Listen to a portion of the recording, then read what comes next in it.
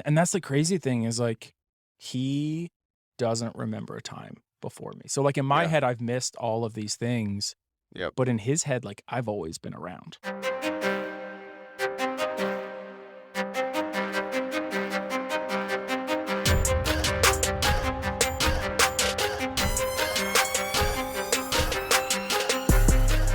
Welcome to the Skilled Dad podcast. This is the podcast for dads of all seasons to learn the things that they can do and engage so that they can go and equip the next generation for success. Here we sit down with everyday dads just like you to learn from their story, get inspired, and then start getting after it. So we invite you to join in, see what you can take away from this story, and apply to your life on your journey to becoming the Skilled Dad.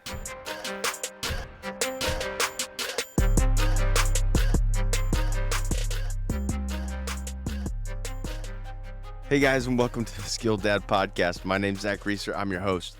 And tonight I've got my friend who is also my co-coach from this year's soccer season.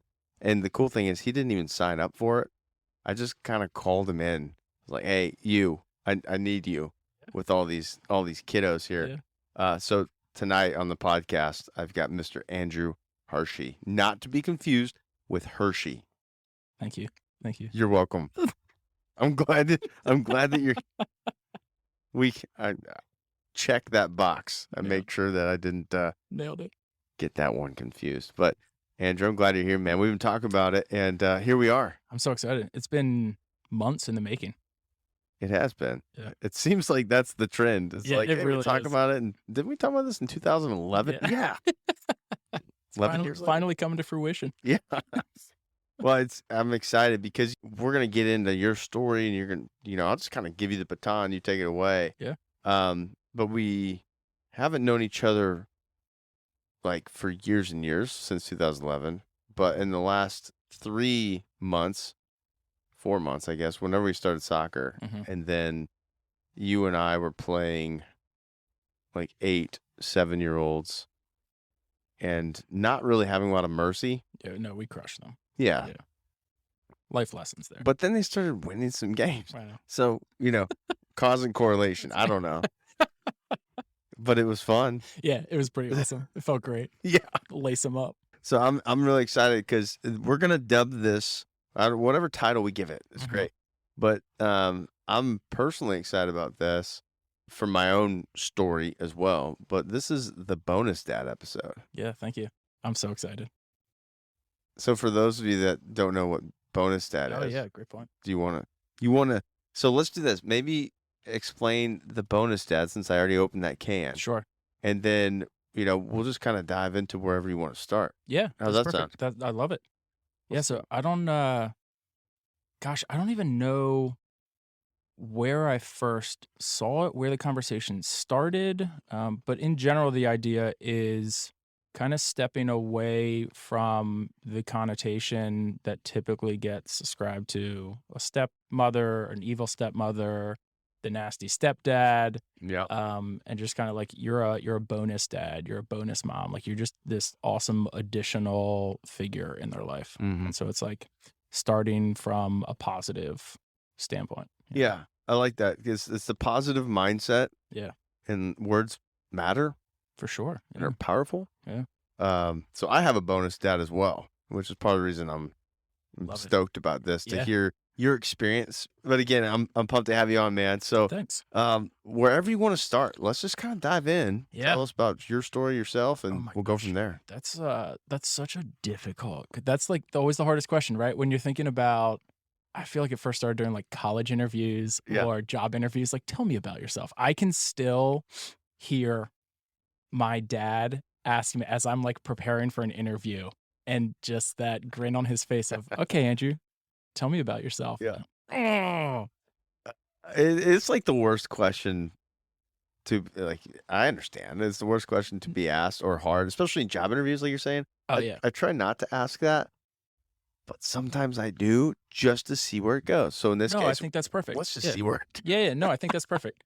So just don't screw up. I was a wee lad in Chicago. No, no, I was actually born in Chicago. But so I grew up in Pennsylvania. I went to college, like 20 minutes from where I grew up. I coming out of college, so we're gonna take this back a little. I'm gonna Yeah. try and make this as succinct a story as possible. I went into college thinking I was gonna be an anesthesiologist. I was great in Mm. science and math, and that was a great merge of those two. I could make lots of money as a doctor. Yeah. So I went in thinking pre-med, and then I had intro biology, and intro chemistry.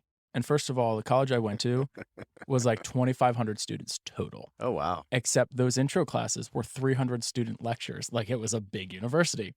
And so I had those two together. And I was like, oh, I do not enjoy science nearly as much as I thought I did to do this for the next like 10 years.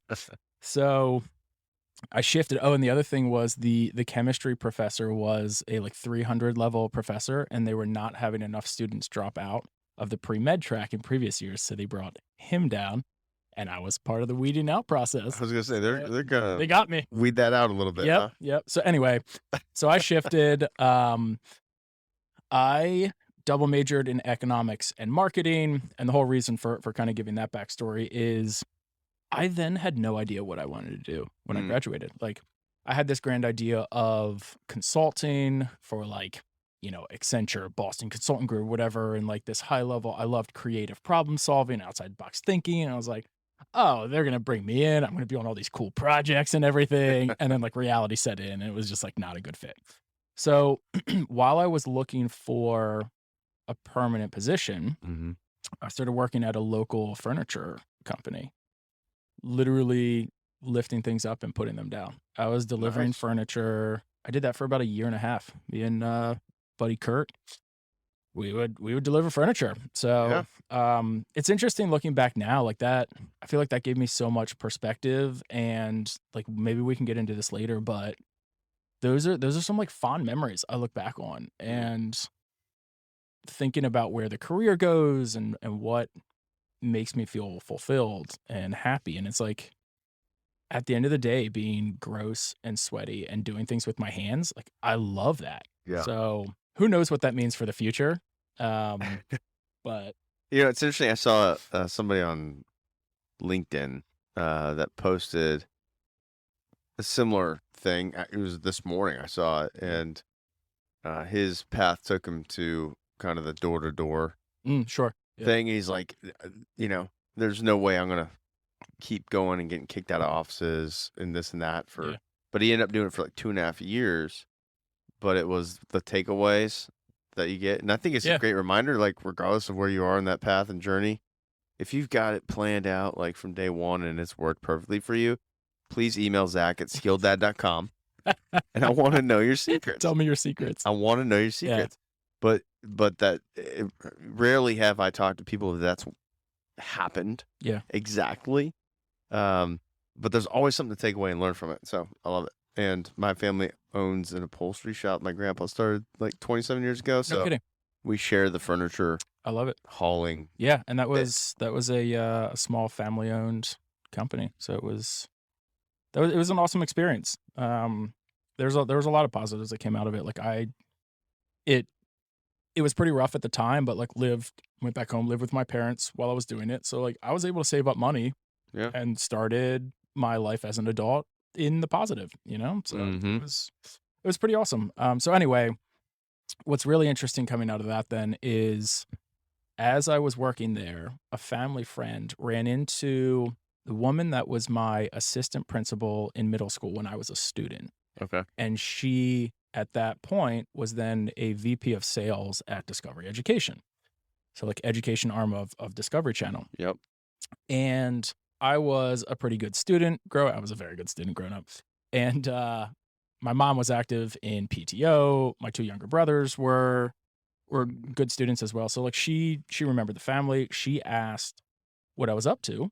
Asked this family friend what I was up to. And the family friend mentioned like, oh, he's looking for permanent position. He's still in town. And so this woman brought me in for an informational interview, and like the rest is rock and roll history. Like I met with like 10 different people, got hooked up with the customer support team, was there for I think 8 months, and then Okay. she recommended me for a sales position, and then just like progressed from there.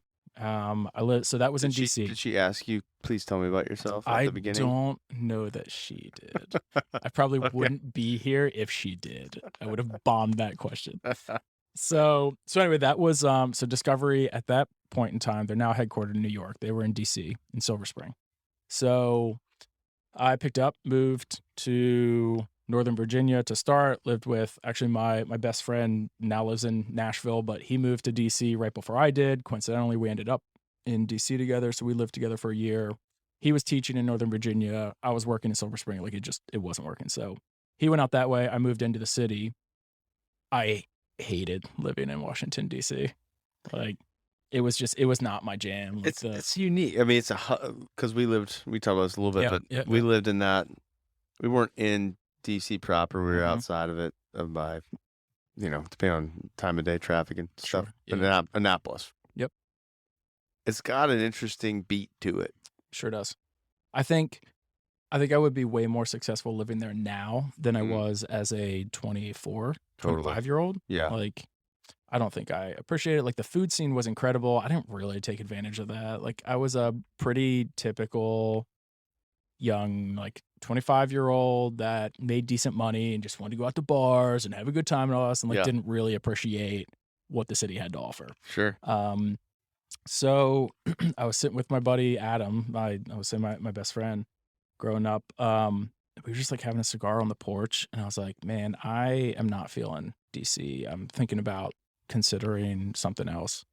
And he was like, "Well, Gavin, who's a buddy we grew up playing soccer with, he was like, Gavin lives in Nashville with his wife. I've been meaning to go visit." And I was like, "Screw it, Nashville it is." So just like decided on a whim, I'm moving to Nashville. Why not? So like it's an oversimplified version of it. But like told my boss that I wanted to do that. And at that point, I was managing Indiana. I was working with school districts in Indiana. So it was like closer. It made Yeah. sense.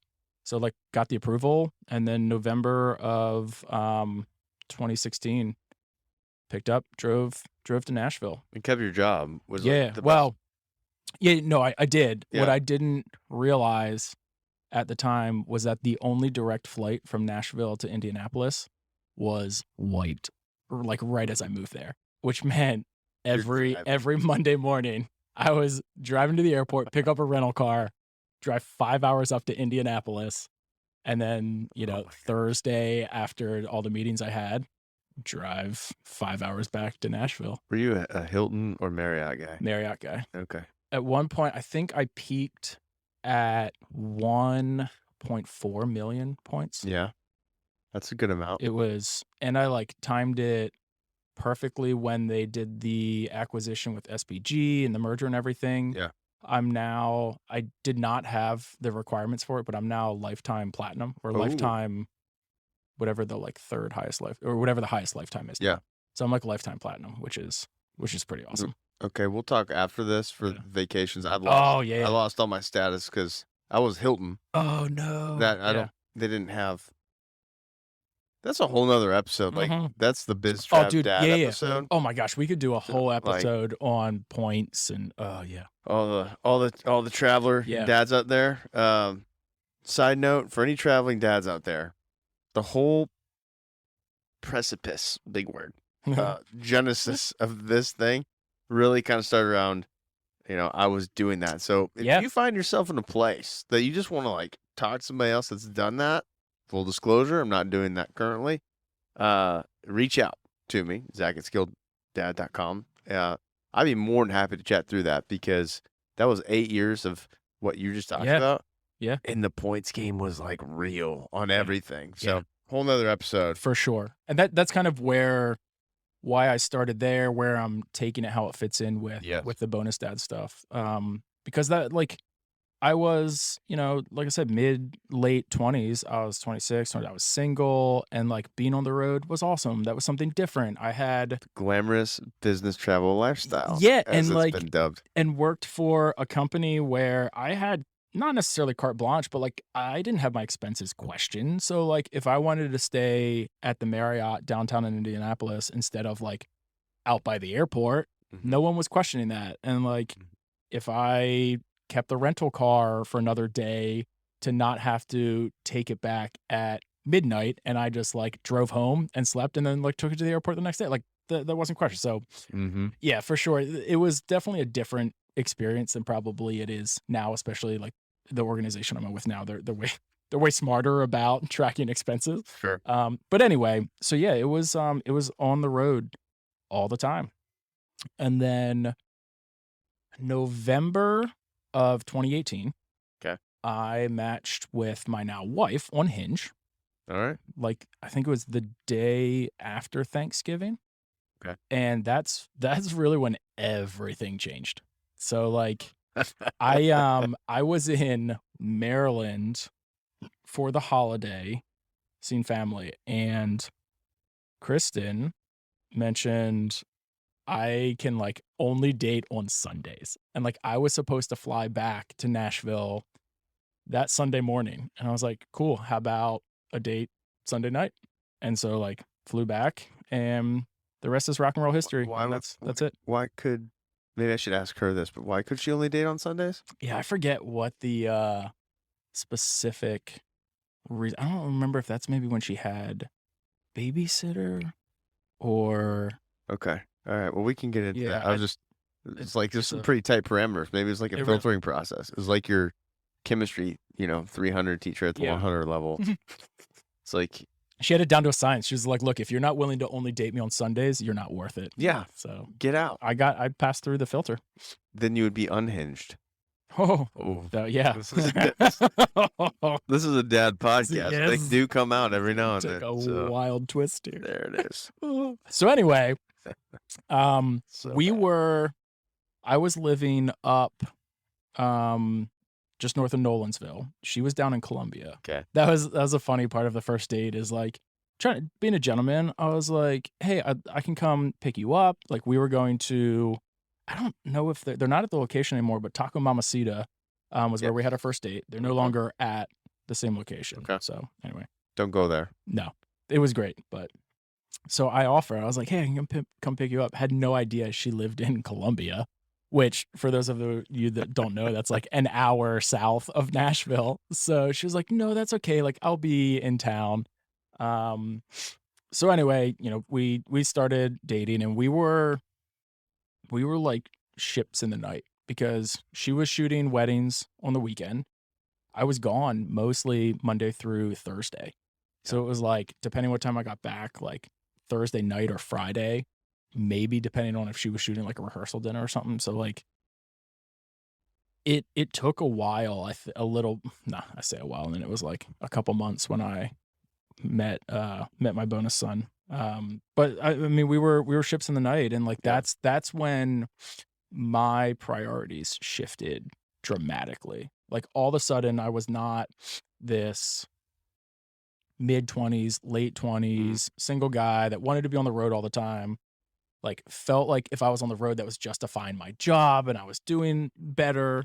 Yeah. And all of a sudden I was like, I don't want to be sitting in Evansville, Indiana in the courtyard going to the Bar Louie for my burger and then like right back to the hotel. It's like Purple Aces. Yeah. Yeah, I'd rather be at home.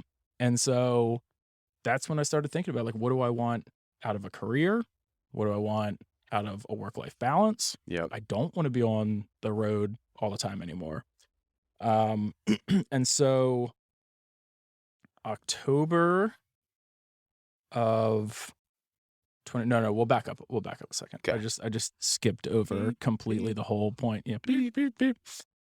So I met my bonus son in February, I believe, of 2019. And so like Kristen and I have talked about this. It's such a like interesting balance of she wanted to wait to introduce me to him until she knew like I was sticking around and I was someone worth meeting him. Sure. But at the same time, like wanted us to meet to make sure we got along before we took it any further and got serious. And so I still remember we met at Arrington. Okay. And I just ended up like playing with him for hours. So Arrington Vineyards. Yeah. Yeah. No, you're good. Yeah. So it is interesting because I get to kind of see where people is from. It Yeah. is all over. Mm. So Arrington's a really cool spot here in Nashville, and they have a vineyard, but it's really an outdoor family. Like they have music, and go check it out if you're in Nashville. Yeah. We're It's not one of our sponsored by favorite. Arrington Vineyards. But if you're interested, Arrington. Yes. Yes. Yes. So anyway, yeah, Arrington has this like big, massive grassy hill that all the kids play on. So I just like ran up and down that hill with him for like hours and we just hit it off immediately. Nice. And so then that was like the second step of when everything changed. Cause like I just wanted to be around and see Kristen and see H and like I just wanted to be here now. And so I started being a little more strategic with my travel. And I saw that like I had a buddy that was very good about being efficient of like he would schedule all his meetings for a month in like 1 week. He was gone that whole week, but then he was home. So I tried starting to get like strategic with that, but it was just like it was hard. I had trouble being successful doing that. And so eventually it got to the point there was a reorganization at the company. I was part of a layoff, which I had been looking for a way out for quite some, probably for like at least a year, like before I even met Kristen. So that worked out well. That was a good opportunity to like take a step back and start thinking about, all right, what do I want my career to look like? How do I work the work-life balance in? And started just like considering different opportunities. We'll skip over this next part pretty quickly so we can get to like the whole bonus dad thing. No, you're good. It's part of the story, man. Yeah, for sure. So I took a position with a property management company. Ended up not being a culture fit at all, and voiced some feelings that I had that I now realize I did not have the relationship with that manager that I did previously at Discovery that I had known for 5 years or something. Right. So like when I was just kind of venting and giving my opinion when they told me they valued opinions and please bring them to us, they didn't actually mean it. Sure. So I got myself fired from there. There was one situation where we had these calls that really provided no value. It was all like very qualitative stuff about like, tell us a time you struggled as a child. And like, I saw where they were coming from, understanding how HR thing? Was it HR thing or like no, just it was your like team? a company wide. You had like a cohort that you worked with that was, a property manager was part of it, someone from sales, someone from marketing, like different groups. So it was Got like, it. Yeah. so I understood what they were trying to do is help you understand like how you're built, what motivates you, how does that fit into your position and your work. It was not super well done. So I told my manager in like a one-on-one or something, I was like, honestly, I feel like that's the biggest waste of my entire week. Like I don't see it actually helping me with what I'm doing. And literally the next day on a company-wide call, the owner of the business told the whole company that leadership felt those were the most important calls you're on all week. And I was like, oh, that's not a good sign. That's a little soon, a little too soon there. Yeah, that's not great. So I ended up going our separate ways. And I leaned really hard into like, screw corporate America, like this is like the man's holding me down, all this stuff, like I can't be myself. Yeah. Like, I've rolled back a little bit from that. I think I was a little heated coming out of that. Yeah. But that's when I started thinking like, all right, how can I do things differently? And at this point, we had just moved in. So I just glossed over completely that I was spending a ton of time down in Colombia. So like I was. So you met H. You passed the qualifying round of. Okay, I'm comfortable. So I'm gonna back way up in case we're missing anything. Yeah, so no, your wife I was all had over previous the place marriage. No, you're good. Previous marriage, had a child. You met her. She's kind of vetting you to see is it worth the risk. Of and he was introducing you 3 when I met him. Okay, so he's 3. Then you met him. you guys hit it off. You're having a great time the first time you meet him, and Yeah. now you've kind of moved on to the next qualifying round, so to speak, and you're Correct. making a lot of miles to Colombia. Yeah. Yeah. So I started staying down there a decent amount. Mm-hmm. And so my best friend that I grew up with, like we moved to Nashville together. We rented a house together. I bought a house. He was living with me. Um, and then really when I started spending a lot of time down in Colombia, he ended up meeting his girlfriend. They were buying a place. So like kind of naturally worked out. I ended up selling that house and Yeah. yeah, I moved down to Colombia. And so I can still remember specifically like how important H was to me immediately, where on his 4th birthday, Mm-hmm. I was in Evansville, Indiana. So I drove no, I was in Indianapolis because I drove 5 hours up Okay. the day before his birthday. I had a meeting in the morning. I drove 5 hours back to be there for his birthday, and then that night drove the 5 hours back up. So, like, 10-hour in a day trip to, like, just be there for his birthday. And this was 6 months after I met him, less than that. Wow. So, like, No longer the 26-year-old that would no just kind of longer go to Bar Louie or N the yeah. riverboat in N Evansville or something and just kind of do No. your own thing. No, all of a Welcome to the sudden, other side. life hit me fast. Yeah. It was crazy how much perspective I gained in such a short amount of time Yeah. of just, like, go with the flow and living in big city in DC, moved to Nashville, having a great time, going out all the time. And then I was like, oh, like this is what it's all about. Like this is what I've been looking for. What was it that stood out that you're like, this is what I was looking for? So you've met him. Mm-hmm. Now you're going up for your business meeting and not collecting your points anymore either. Coming back. Yeah. No, Yeah. still. Okay. That's what I'm talking about. Like I never checked out of that hotel. So, Okay. like anyway. We'll come back to that one later. But like, Yeah. you know, you just mentioned this is what it's about. Like, what stood out to you? Mm. So, like, and I'm just thinking too, like another guy might be in the qualifying rounds, Sure. so to speak, right? Yeah. Like, what was that stood out to you? Wow, great question. I mean, a family had always been and is incredibly important to me and was something I was looking for. And I think like made that very clear whenever I had started dating anyone. It's like I'm interested in starting a family at some point. And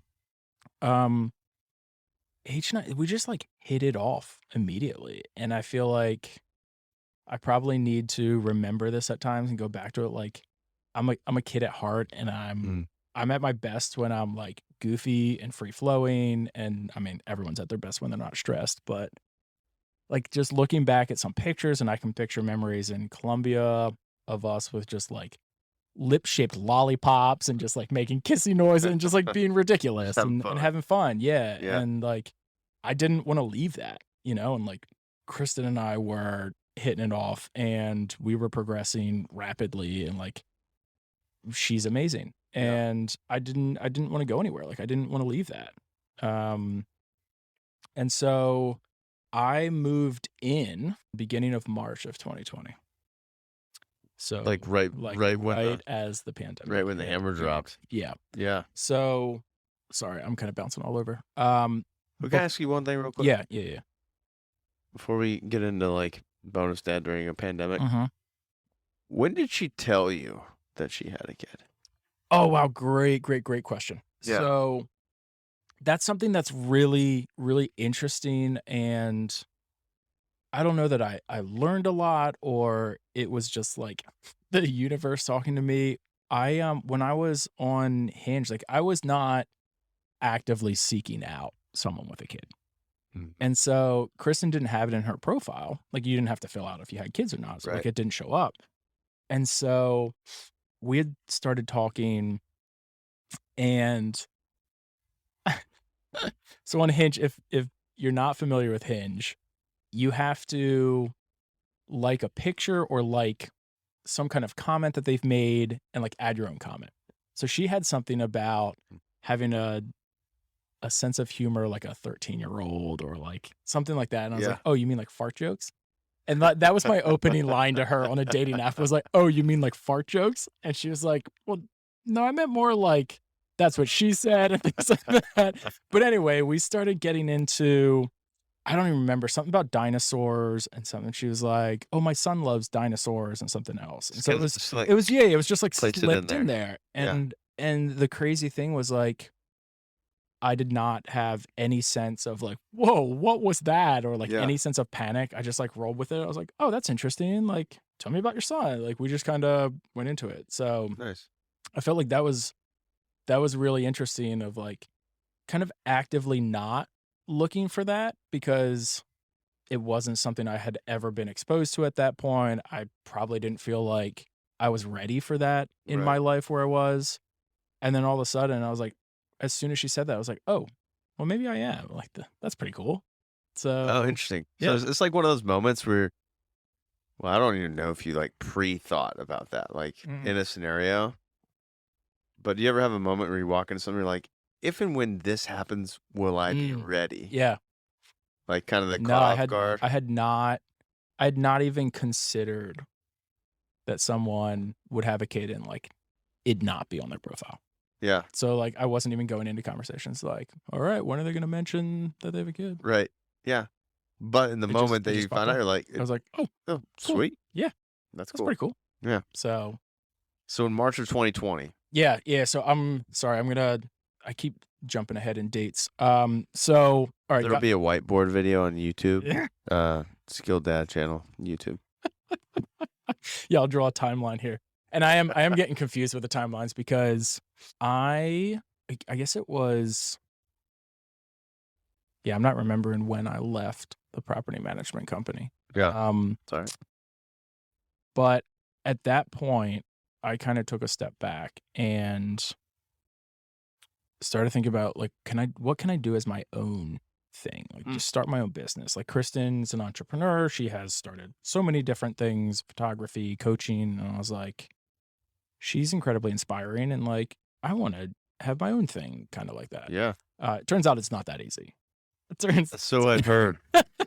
Turns out you got to kind of have that skill and it's a lot of hard work. And it's not just like, all right, I'm going to do that too. Yeah. But anyway, like we on the porch just got a whiteboard out and we're like, all right, what are you passionate about? What do you want to do? And like, I just started thinking about doing projects with Hudson. And like, we had built a step stool, like a super simple step stool. Like I loved woodworking. And so I started using that as a way to connect with him and teaching him about tools. And because those are some of my like fondest memories as a kid are doing projects with my dad and like building things. Yeah. And so I was like, oh man, if I can replicate that, then like I can channel that passion. And so, yeah, we built birdhouses, we built step stools and like tried to find the different places. At 4 years old, I was trying to use a miter saw with him and like holding it and like bringing it down very carefully. You're not He's supposed to like, do that? I want to do. Yeah, exactly. Yeah. Okay. So he was like painting He's things. got all his fingers, right? Yeah. Yes. Funny story. I have all my fingers, but I've cut my fingertips off before. Oh. A whole different story. That will not be on YouTube. No. We'll keep that one PG. So, yeah. So I started doing that when we were in Colombia when I moved in with them, Mm-hmm. and then it got to the point where I felt like I was a guest in their home, even though I had moved. Like I'd sold my house, moved all my stuff in, and like I wanted something that the three of us all got together. Mm-hmm. Probably looking back like a selfish viewpoint. Like I loved being there with them, but it was also not. It just wasn't the best setup for necessarily what we were looking for. Yeah.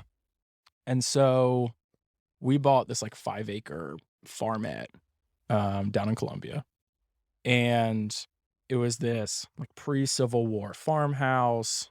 It had a massive porch, all these woods. It had a pool. Nice. Yeah, it had I forget the square footage, but a massive like 2-story with a lofted area barn. It was awesome. So like That was awesome. I set up like a workshop in there, and we were building stuff. We built a like a storage bench for the front porch. This is during pandemic too, This right? So it was like Yeah, correct. Oh yeah, at the Gosh. beginning of it. See, I keep jumping all over it. Yes, Yeah, because I moved in with them in Columbia March of 2020. yeah.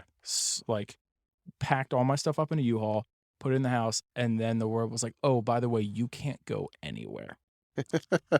Yeah, so pandemic hit, and we were just like 3 of us stuck together, and it was crazy like how I think how great that was for our relationship. Mm, Like it escalated things, so like we spent so much time together, yeah. and we have so many awesome memories from that time. It's I know it's such a like sensitive and hard thing, and a lot of people struggle, and like we struggled as well, especially from like a mental health perspective. But Sure. like that was such a special time of the 3 of us just like together. Mm-hmm. And like when I look back through pictures, we have so many pictures and memories of that time together. So yeah, that was a hard but like really really special time together. And so then in the fall, Kristen and I decided to propose to each other. So this was 2020 still. So fall Okay. of 2020. Yes. And I always forget. I think September is when we got engaged, maybe. You might want to remember that one. Yeah. Yeah. I mean, I remember the wedding, obviously. Well, It's yeah. like when we. Well, okay. So the reason I is. can edit it out for you. Yeah, thank you. You're welcome. That'd be lovely. I probably won't though. Yeah, you should leave it in. It's part of the story. It's part of the story. But no, it was really cool because I was so nervous thinking about coming up with a plan for a proposal, and like she designed her ring. Like we did the whole thing together, and I am grossly shrinking and oversimplifying the whole process. I'm Of, sure. like, Yeah, of course. this. Life has a lot of context. It sure does. Yeah. It's nuanced. So we decided to just like propose to each other. Like we had a whole thing planned. We had one of our good friends that was a photographer come with us to Arrington Vineyards. Yeah, I mean it's very, it's picturesque, it's beautiful. Yep, It works well for absolutely. pictures. So like Hudson was part of it. Like Chris and I went up on a swing and just talked to each other, and like Yeah. we asked each other, and then Hudson came in and like we got pictures, and it was amazing. And then pretty soon after, like Kristen mentioned to me that she was probably not looking for like a super quick engagement, like a super short engagement. I was Mhm. like, that's totally fine. This is a long road. Like I'm down for whatever you're comfortable with. Yeah. And then gosh, it was either September or October. She was like, "Hey, how do you feel about November 11th?" And I was like, surely she means next year. So Right. I was like, wow, After like, she just said, yeah. "Hey, we're gonna take the time on this thing." Yeah. So Month and a half. I'm like, I don't know. Like, can we get a wedding turned around in a month or two? Like joking, thinking she Right. means next year. And she's like, I mean, we're going to do something small. I think we can make it happen. I was like, oh, she actually means this year. And so this was, middle of 2020, like all big events were canceled, not allowed. So Yep. we had a 25-person wedding, and it was amazing. Like Yeah. it was just all our family or the friends that we considered to be family. Mm-hmm. And we had a wedding at Cheekwood, and we had the reception at the farmette that we had just bought. So we bought the farmette in October. It's called Farmette. We called it the farmette Okay. because I it's like that. kind of like a farm, but Yeah. not really. Farmette. Like it had a pretty big garden in it, Okay. like very substantial garden Yeah. actually. I like that. I might So- use that. Yeah, farmette. It's pretty cool. I'll give you credit when I do. Thanks. You're Yeah, welcome. TM. I'll take royalties. So we just like did up the front porch. Like one of my wedding gifts to her was installing lights in the ceiling, kind of back and forth, Okay. and Yep. then like blankets of them between the pillars. So it was like she showed me this picture of kind of her dream wedding, and it was this like tunnel of lights. And so I tried to like recreate that on the front porch because it was a long front porch. Yeah. So like if you stood at one end, it looked like a tunnel of lights. So we just got 2 long tables, and we had a fire pit out front and some Nice. heaters, and like we just drank wine. Like we went for like a Southern French fusion. It was like wine bottles everywhere and whiskey and cigars. And it was like this just magical, beautiful Sounds like evening. it. I'm It a was little sad I didn't oh, get invited, dude, you know. if only Next we time. had met each other. Yeah, next time. Yeah. Well, When we renew no, Kristen, our that's not what I'm vows. saying. Yeah, yeah. Next time there's a great party with cigars, Oh. and wine, and Yeah. a lit tunnel. Yeah. I don't know about the lit tunnel, I but expect an invite. wild side note, we're having the backyard redone, and we're getting dangerously close to the patio being done with like fireplace and pizza oven and everything. So wow. you just wait. It's coming. So Amazing. so yes, that was incredible wedding. And that's why I say like a lot of special things happened in 2020. Yeah. You know, like moved in together, bought a house together, got married. It was a lot. yeah, it was a lot. And that was really, I was trying to kick off Bonus Dad. Like we sat down one night and like I was saying, like it was kind of what are you passionate about? Like what do you want to do? And that's where I started going with like the woodworking and like spending time with Hudson and building that relationship. Yeah. I was like, I want to do something around that. And like I said, with delivering furniture, like kind of came back to that conversation of like, there's just this idea of like some of the happiest people in the world are the ones that come home the dirtiest and smelling terrible, you know? And like there was something about leaving everything at work at the end of the day, Mm-hmm. you know, and like not letting that stress follow you home and just like being done with whatever you created. And then that's it until the next morning, you know? Yeah. And so I tried to like figure out what could that look like. And I just started putting it together, this idea of like being a bonus dad and what does that mean? And like different ways to connect with your bonus kid. Mm-hmm. And so I started posting all the projects we did with like steps on it and like, hey, as you're building this birdhouse, here are like the questions you can ask your bonus kid and like the conversations that you can get into and responsibility about taking care of living things and like all the different doors that it opened. Yeah. And so I saw that as like this awesome opportunity to help a lot of the people that were in like the same situation as me. Cause like I'm trying to figure this thing out every day. Totally. You know, like We all are. Yeah, sure. Yeah. Thanks for getting on this podcast. Yeah. We figure it out. Yeah, absolutely. And so it's like not that I'm saying there's more on top, but like it's in fact it is such a nuanced position of like I stepped into this amazing human being's life when he was 3 years old. Mhm. I missed everything before that of like building the relationship and being there for all those things. So like I'm trying to figure out how do I to borrow from the last episode, like how do I step into this kid's world? You know, like how do I put myself in front of him in a genuine way and like authentically connect with him?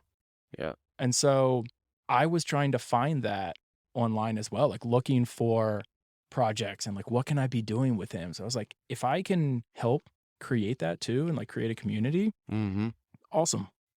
And so I started kind of just doing the projects. I started thinking about like content creation first, just doing the projects, putting stuff out there, and I'd start engaging with people. Yep. And then meanwhile, I was doing some like sales consulting on the side. So I was working with creative business owners just to like talk through what does your sales process look like? What are the bottlenecks you're finding? Like, what are you struggling with? And just getting into tips and tricks to like engage with people because I mean, I would imagine like Kristen's a creative. She would admit this. Like most creatives struggle with the sales process. Like that's one of the things they're not super comfortable with. And Salespeople are weird. It's a different breed. Touche. Yes. I'm just going to throw that out. Yeah. And I can say that because I've been in sales and marketing for like 15 years. Yeah. Same. Well, not 15 years, but I've been in sales all my career. And yeah, I would like it's such a honed thing that like there are a lot of pieces of it you're uncomfortable with if you haven't been doing it. Sure. You know, like selling yourself and promoting yourself and like being confident in art that you've created Yep. you know, talking about like why someone should buy your stuff. Yeah. You know, like I found that was something that creatives were very uncomfortable with. So it was like a lot of mindset stuff I was working with people on, and like, hey, Mhm. that's another human being on the other side that is interested in something you're passionate about. Like you're just Mhm. having a conversation about what you're passionate about. And so I really, really enjoyed that. And Kristen and I were talking about this recently. Like I would love to get back to that at some point Yeah. because those conversations I had with the creatives are like some of my favorite career moments. I felt like I was actually making a difference, and like I got people that would reach back out like, Andrew, I cannot believe how well that sales call just went. Like I used some of the things you told me about and I felt so comfortable with it. And like it was awesome. It felt so rewarding. Yeah. So the biggest thing was I was not I was too impatient with it. And like I was like, I need to bring more money in, like I Sure. need to help contribute some more. And so ended up, you know, finding a different a full-time position, and it kind of So bonus dad kind of went by the wayside as a yeah, idea for later. correct. Yeah. And I think it's time to bring it back. Yeah. Like at least the bonus dad side of it. Like maybe not necessarily as much time on the sales consulting side, but like I've been itching for some more woodworking projects. And the other side, part of why some of it fell by the wayside was when lumber went through the roof. Yeah. And we built the storage container for the front porch, the storage bench. And I priced it out, and it was supposed to in lumber, it was supposed to cost I think $13. And when I came home from the hardware store $85 Yeah. later, I was Yeah. like, okay, this might not be fiscally responsible anymore. Like, How to find scrap wood to build cool projects. yeah, Yeah. exactly. Yeah. Well, let me ask this. So like the bonus dad as a platform, Mhm. kind of took a break, but bonus Yeah. dad in real life didn't. Oh my gosh, no. So here's an opportunity. Yeah. I'm curious so how long has it been? 3 years? No, Since 2 years. 2 years since I've since known, you guys got married. It'll be 2 years in it'll be November. 3 years since we got married in November. He was 3, and I know him. He's a stud. And I met him in February of 2019. Okay, so roughly half his life. Yeah, and that's the crazy thing is like he doesn't remember a time before me. So like in my Yeah. head, I've missed all of these things, Yep. but in his head, like I've always been around, Yeah. which is awesome. So You know? it is awesome. Like, no, that part's awesome from from his perspective.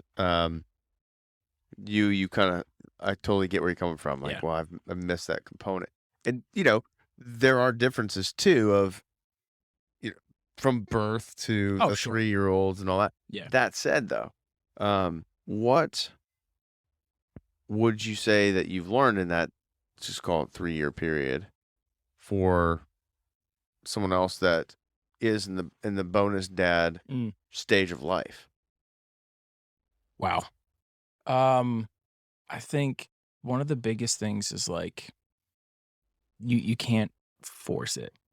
It's got to be like an authentic thing that grows. And I think that was a big part of me wanting to start Mm.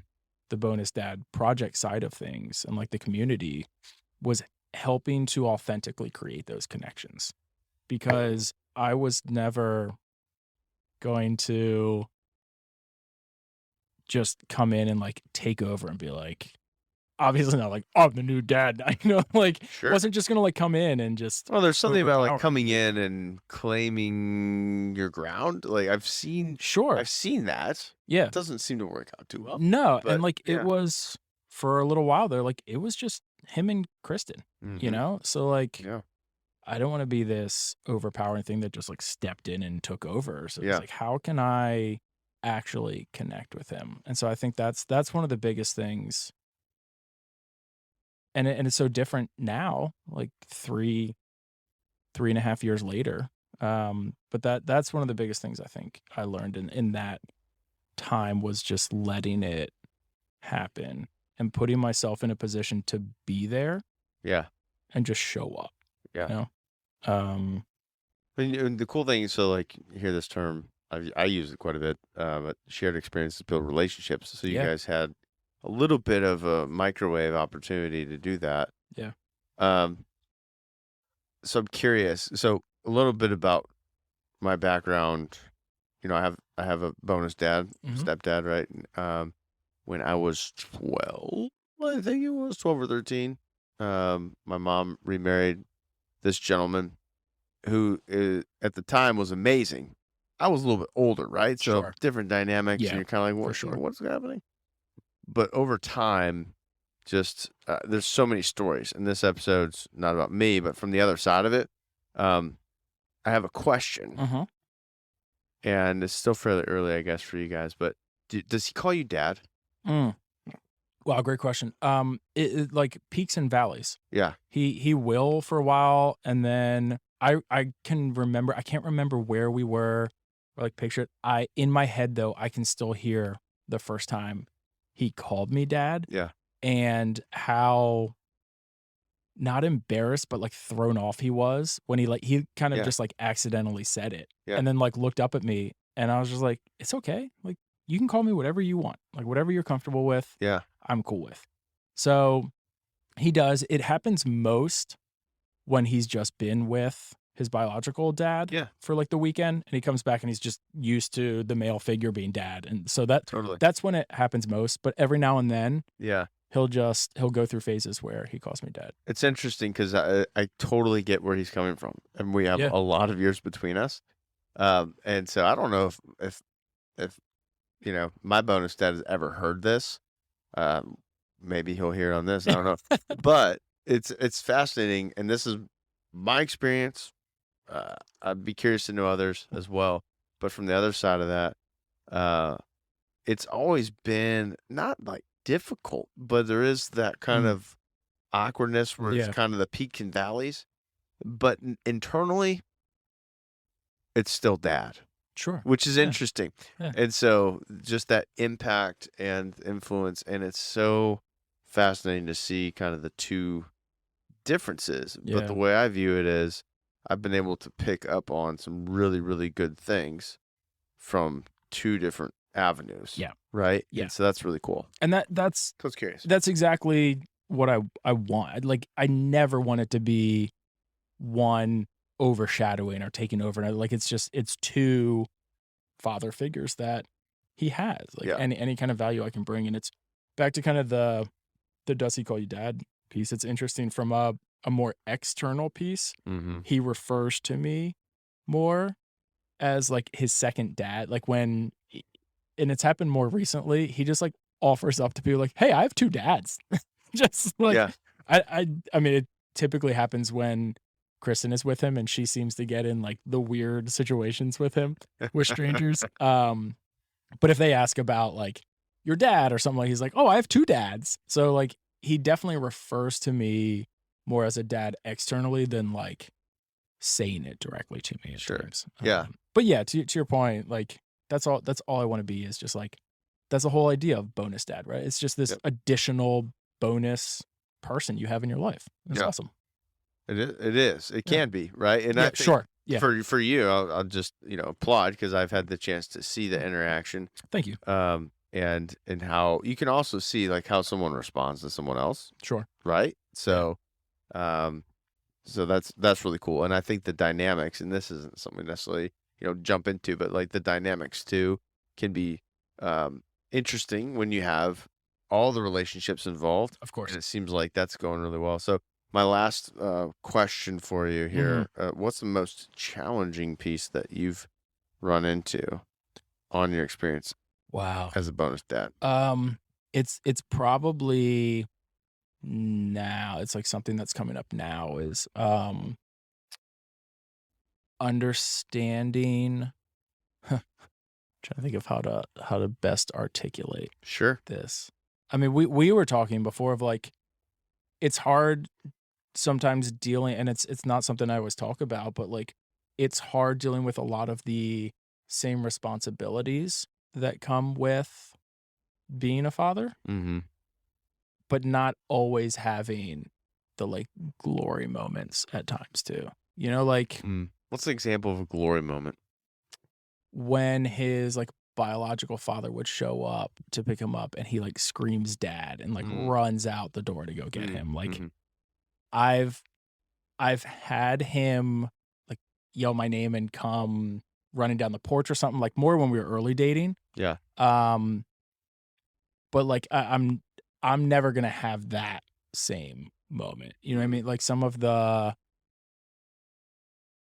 yeah, I guess kind of the not necessarily maybe glory is not the right word, but some of those like rewarding memory kind of pieces. yeah, So that's more of the overriding. But like I think right now, going along with that, it's like I don't always have final say in things, you know? So like sure. trying to have that discussion to have his best interests in mind, but push comes to shove, like I can't put my foot down and say, like, I believe this is the best thing for him. Yeah, Um, you get like a yeah. proxy vote Yeah. ish. Yeah.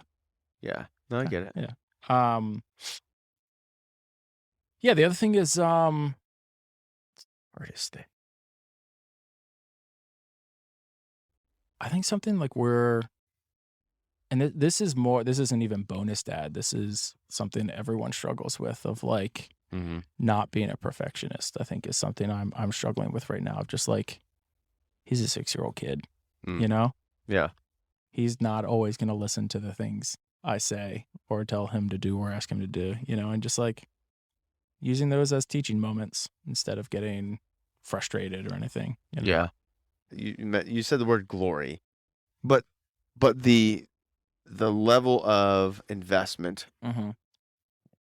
is maybe not always going to be the same type of emotional return that you would get Sure. from Yes. the other side. That might not be everyone's experience, but especially when there's like multiple dynamics. But the impact, and I'll say this with my own hand up in the Yes. air, the Yes. impact uh, is That's a great point. really heavy and just as impactful. Sometimes maybe even more impactful because there's still this interesting tie with the biological side Sure. that sometimes, in my experience, my bonus dad is almost more of a conciliatory side Yeah. because there's the relationship. There's just a dynamic that we've got that allows for that, and I very much trust, uh, you know, almost everything he says. And it's just really, really cool. So Yeah.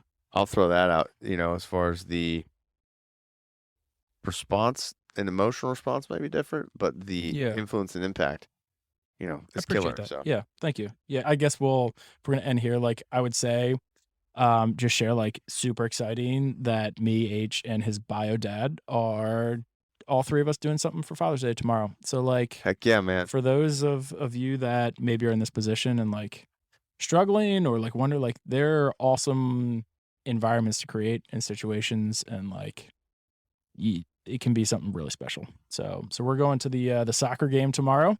Yes. I think our tickets are in the sunny section, so it could be. We'll see how long H lasts, Tank but tops and sunglasses, yeah, man. exactly. Yeah. Yeah, so we'll see, but I'm super excited. It's gonna be a blast. We'll be blessed. I'm glad Yeah, you guys are doing that. me And too. this is probably not coming out until after Father's Day, but I will tell you Yeah, officially Happy Father's Day. thank you. Happy Father's Day to you as well. And for those listening, Happy Father's Day, before, but that's one day.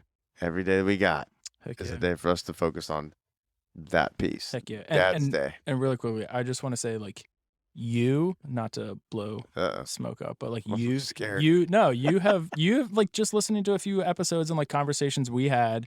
I can still think about like after practice, the one night just standing in the parking lot talking to you and like similarities we had and the outlook you had. And like you've been an inspiration and like what you're doing here is awesome. And I appreciate it. And I want Thanks, to sir. be more a part of it. So thank you. Hey, absolutely. I appreciate you coming on here. Love it. And so celebrate you as a skilled dad father now. Officially, you got the Thank you. hat. Oh, I'm Even rocking it. like I legitimately. love this so much. All the skilled dads that have been on here. Hey, you listening, if you made it to this point, you're skilled dad. This is a good conversation. But these are long podcasts. Yeah. The intent was to like not necessarily have this long podcast. I was but all over. They just started going. It was great. Appreciate you sticking with me. No, it was great. Yeah. But for those bonus dads, the bonus skilled dads out there, One point that I just want to take away from a lot of good, good pieces from Andrew's story and his perspective, and then I'm going to insert some of mine too from both ends here, is that the different unique challenges that you have, uh, there's no less impact that you can make. In some cases, you can make almost more of an impact. The other part is that you signed up for it voluntarily in most cases. Touche. So well done. And you can hear Andrew's story.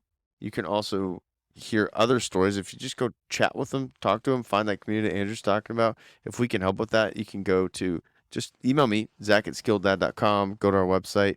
We're going to continue to work to build out resources that help connect guys in different stages of life, different experiences.